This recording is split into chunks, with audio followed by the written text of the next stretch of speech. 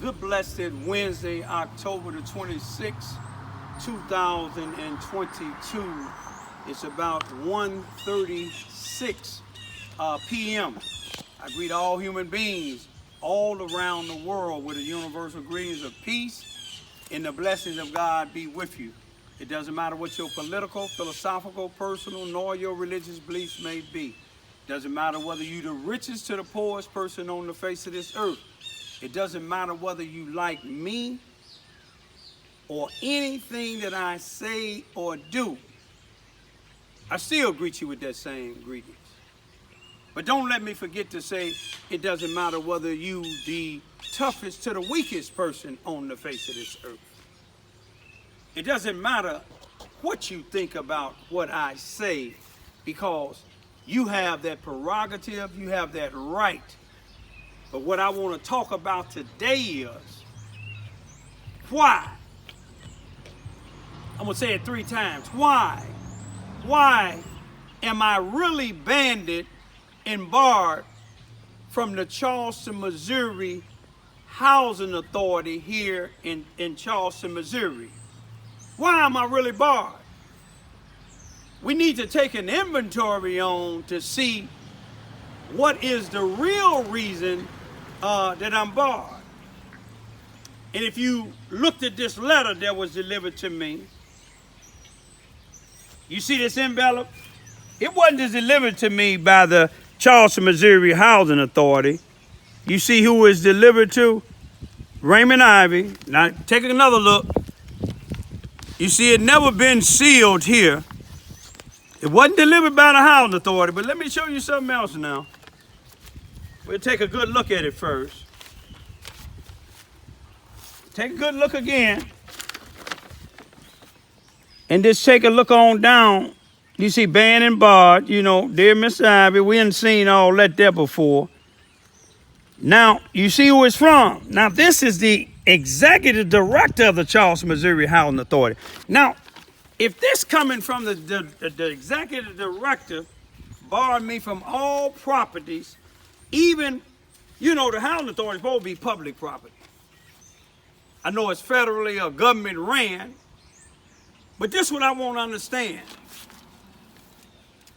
Let's see when this letter was dated. The bar and ban was dated March the 9th, 2020. It was delivered to me illegally by an individual that's a friend of the executive director from the Charleston, Missouri Housing Authority, Paul Page. It was a friend of his from East Prairie, Missouri, where Paul Page come from. And his friend that come from East Prairie, Mark Higgins. Mark Higgins used to be a plain police officer here in Charleston, Missouri. He went to East Prairie, Missouri, and ran for chief of police. He became chief of police, brought another officer down here that ran for sheriff and didn't make it, from Charleston, Missouri, Mississippi County, and he brought him down to East Prairie with him. This is Mark Higgins, Paul Page friend, law enforcement friend. Friend now. Not employed, but friend. And Mark Higgins brought his friend down to East Prairie with him, and Mark Higgins won the chief of police spot and made another officer that came down from Charleston, Missouri with him that was an officer, made him a captain. I think that regime lasted for 1 year. I could be wrong, it might have been 2. Or however when they run for a re-election. But when Mark Higgins, he set up his staff. He got him a female dispatcher. But see, that female dispatcher and somebody else in East Prairie didn't see something that Mark Higgins wasn't doing something right there. You see, I seen one case where a black guy got into some type of altercation with one of Mark Higgins' white friends. Mark Higgins is white. One of his white friends, which was, I believe, a business owner. Mark Higgins handcuffed this black guy when his friend assaulted him, and you could see the bruises on him. And it was a court case about concerning that, but I believe they was going in front of a judge that was from East Prairie, Missouri, by the name of Robert Bob Barker. But Mark Higgins, when he ran the dispatcher, and the other people in, the majority of people in East Prairie, Missouri, which is 90-some% white, I believe, they voted Mark Higgins out. So Mark Higgins and his captain came back to Charleston, Missouri as police officers. Now the one that was a captain, I ain't never had no problem out of him, but he since then, I believe, left the Charleston, Missouri Police Department and went to the Mississippi County Ambulance Service, which governs here in Charleston, Missouri. But I want to show you something with this letter. It was dated March the 9th, as far as the ban. One day after I had sent a complaint to HUD in St. Louis, which was March the 8th, after I had been complaining months with Paul Page. I complained to the foreman did all he can, talked to the family that I was complaining about, that was putting trash and stuff in my bushes, destroying my bushes, but the family wouldn't listen to the foreman because the foreman is black. Family wouldn't listen to me because I'm black. The family happened to be white. Now, when Paul Page wrote this letter up or taped this letter up, he gave it to the police department. It wasn't sealed. The police that brought it to me, you can see him on video.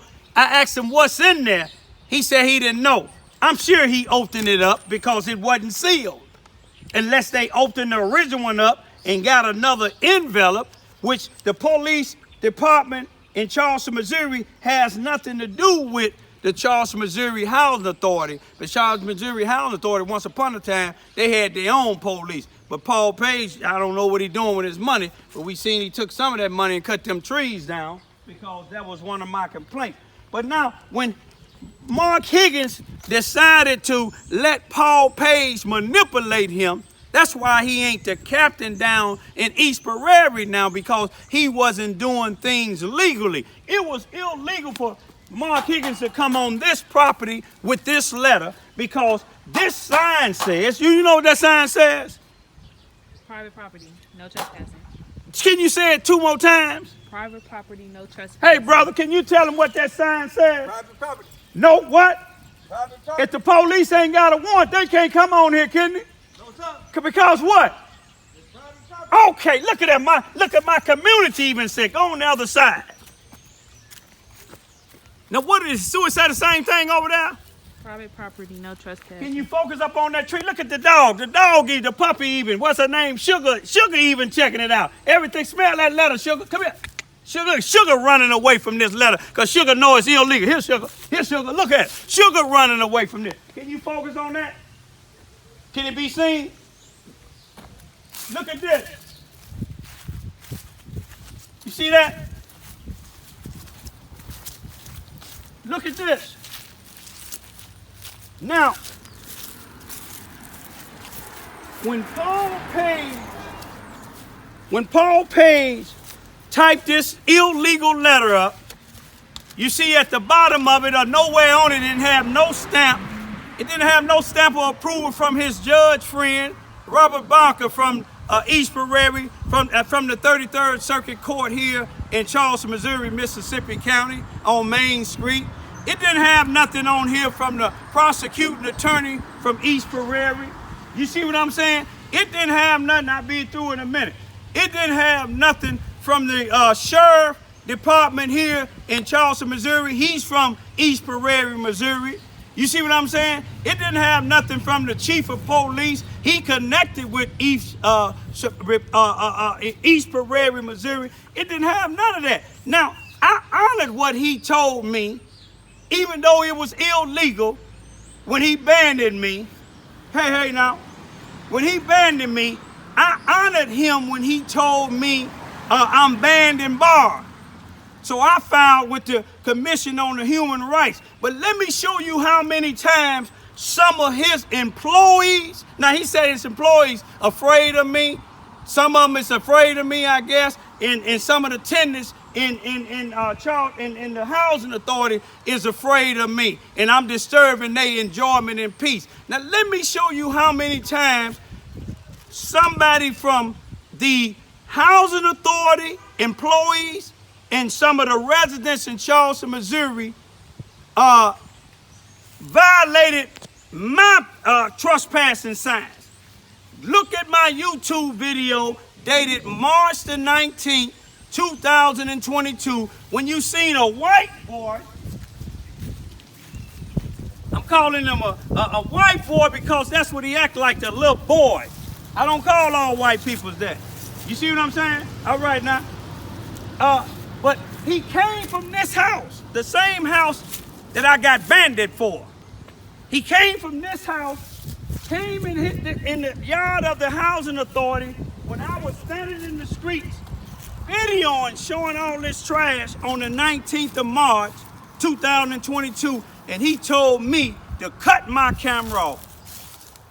And I told him to make me cut it off. I said, do you live here? He said, no.